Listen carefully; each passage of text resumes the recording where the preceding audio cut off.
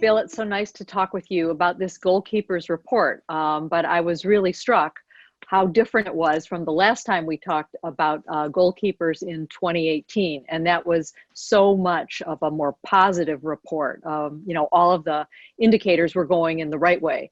And COVID really has just put the brakes on that. I think your report puts it really well. It said, in the blink of an eye, a health crisis became an economic crisis, a food crisis, a housing crisis, a political crisis.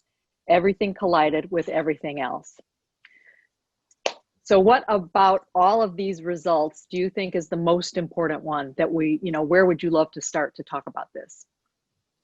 Well, as you say, in most years, the reduction in malnutrition, the reduction in childhood death, the increase in literacy rates, there's this gradual progress that human life is getting better, people are living longer, and it's amazing that this is so widespread in its negative effects, and the actual direct effects of killing people in poorer countries is a very small part of the overall damage that's been done.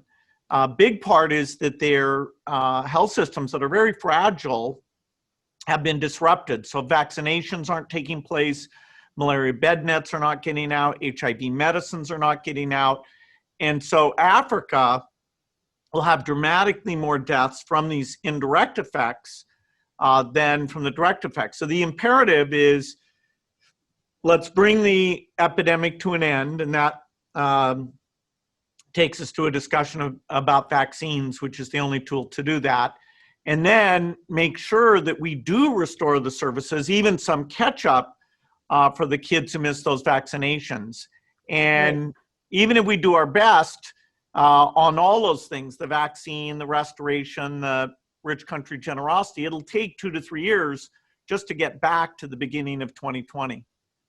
Well, and it has happened all so quickly. One of the things that the report talks about that I found really startling was when it came to vaccine distribution and how key this is going to be in terms of survivability. This model from Northeastern University, I was really shocked. It said that 33% of the deaths will be averted if vaccines are distributed to high-income countries first, but 61% could be averted if the vaccines are distributed to all countries proportionally to their population. Can you talk about why that is? Well, there's deaths all over, and now no one's saying that the distribution algorithm will be totally based on equity. There'll be some tilt towards the countries that help fund the R&D, but we need to have some balance here, both the generosity to buy the vaccines for those countries, to increase the manufacturing capacity, because this is more units of a vaccine than the world has ever needed, and then to help fund that availability without the rich countries taking all of that capacity. Do you think, though, that if countries, say the United States or other wealthy countries, don't, take this equitable approach, that we will be morally culpable for more deaths? Well, the foundation's motto is all lives have equal value, and the foreign aid that rich countries give has saved tens of millions of lives. Things like Global Fund for HIV and Gavi, which helps buys vaccines for things like diarrhea and pneumonia. And so there is some equity in the world, but the very fact that our foundation is saving a life for every $1,000 we spend, it does show that we do treat lives outside the US as not being as valuable as those lives. And it's pretty extreme.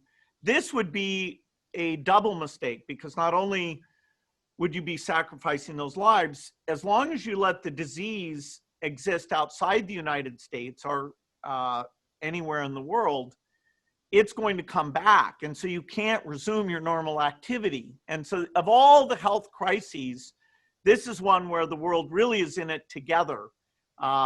Even countries that did a good job on the epidemic, like South Korea or Australia, have found it difficult for there not to be reinfections. And so they're having to continue preventative measures where they have very few cases with big disruption and economic costs.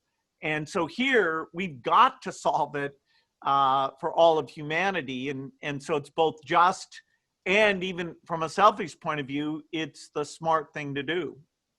Well, I mean, the report does make that point repeatedly, that you can't solve a global problem with a national solution. But it sounds to me like you're also worried that this might not really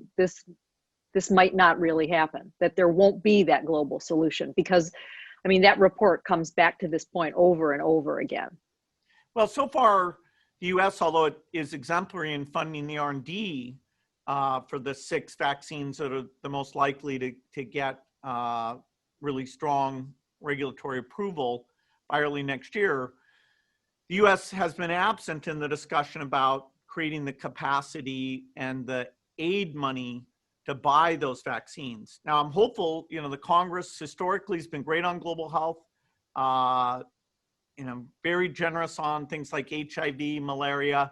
And so the fact it's been overlooked, I hope that gets remedied, and very quickly, because every month that this epidemic stays out there literally costs trillions of dollars. And yet the billions needed for the vaccine are the only thing that will bring it to an end. One of the figures in there that really struck me was the increase in poverty. I mean, here there'd been this terrific streak of less and less poverty. I think it had gone on for about 20 years. And now all of a sudden, tens of millions of more people are pushed into poverty because of what's happened here. And the report talked a little bit about, women really taking the brunt of some of that. Could you talk about that? Yeah, there's no doubt in poor countries, things are tough for everyone, but women bear the brunt of that. And so as you get this reversal into poverty, it's not equitable at all. The extra work, having the kids at home, finding enough food, extreme poverty is waking up and worrying will you have enough to eat every day. And, the goal by 2030, the Sustainable Development Goal, is to bring an end to extreme poverty. And the track record there, particularly in Asia, has been quite good. It's been going down a lot. The place where it's been toughest is in Africa, where you have very high population growth. You have the difficulty of climate change making the farming less predictable. So you have years where you don't get enough.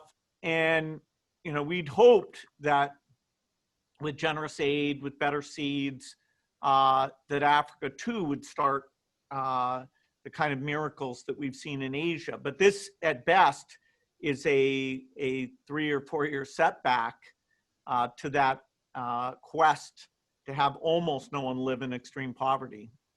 There's so little good news in this report, and understandably so, but do you see any innovations that might come out of having to deal with this disease, or do you see any, anything that, what are the hopeful lifelines that you could throw out there? Well, there's no doubt that having ignored the warnings about the pandemic this time, the rich countries, including the US, will take the threat seriously, and they'll do the kind of simulations to prepare. They'll have large-scale diagnostic capability immediately available, which the US in particular was the worst on that. We'll mature some of these vaccine platforms that are not only worthwhile for pandemics, but will be used to make vaccines for malaria, TB, and HIV. And so just like in wartime, we've moved quickly and tried new things. Even in terms of our lifestyle, can you use telemedicine? Can you use online education? Can you avoid some of the business travel we do? Our eyes have been opened up, and so that software is getting a lot better, and so it's a real acceleration there. It doesn't offset all the negative things that come out of the pandemic, but yes, the ingenuity in the pharmaceutical companies. That's why we have 6 vaccine candidates, several of which are extremely likely to prove safe and efficacious by early next year. So if this pandemic had come 10 years ago, you know, our internet bandwidth wouldn't have let us do our office jobs. The vaccine platforms wouldn't be as far along. So, you know, it's phenomenal. We can say that within a few years, with a little bit of luck on the vaccines and some generosity, real effort to get the word out that it's safe, this pandemic will come to a close. You know, so a lot more negative would be saying, "Oh my God, this is going to continue indefinitely." That, fortunately, because of science, the pharma companies jumping in, that's not the case.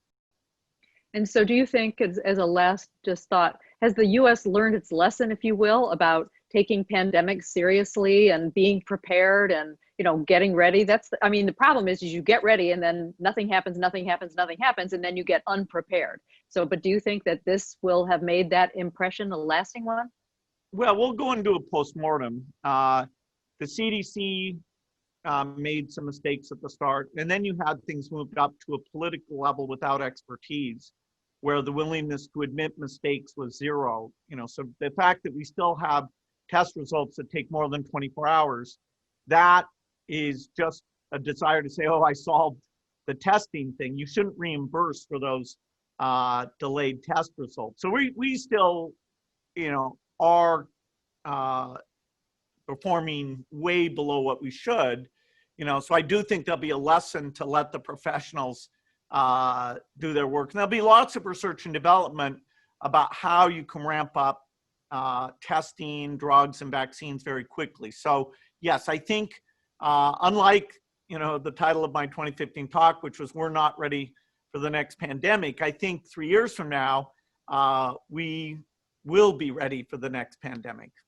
Well, I hope there isn't a next one, but I appreciate the optimism around that. Well, Bill, thank you so much for talking with us at National Geographic about your latest Goalkeepers report. Thank you.